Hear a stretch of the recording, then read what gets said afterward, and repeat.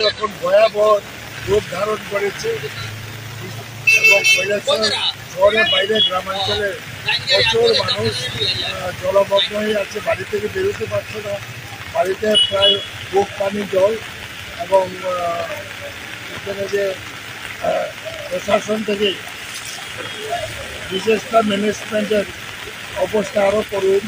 তাদের যে নৌকাগুলো প্ল্যান করা বেশিরভাগ নষ্ট, সে কারণে মানুষ এবং শহরে জল ঢুকেছে। লক্ষ্মীছড়ার সুইচ গেটটা নষ্ট আছে, এটা ঠিক করে নাই। বারে বলা সত্ত্বেও ওই সুইচ গেটটা মেরামত করে না, যার ফলে নদীর জলটা ঢুকছে। এখন শহরের উপরে জল, এটা নদীর জল ঢুকছে আর এখানে সুইচ গেটটা ঠিক করে নাই। প্রশাসনের তরফ থেকে কোনো সুইচ গেট আছে 40 বছর আগে সুইচ গেট। আমি তো বারে বলেছি প্রশাসনকে যে সুইচ গেটগুলো আগে ঠিক করা হোক।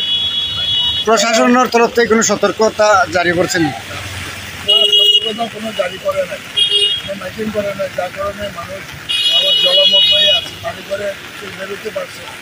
নৌকাও নাই, বিশেষ করে ম্যানেজমেন্টে কিছু পাম্প করা নৌকা আর 70-90 নষ্ট। এই অবস্থায় আমরা দুশ্চিন্তায় আছি।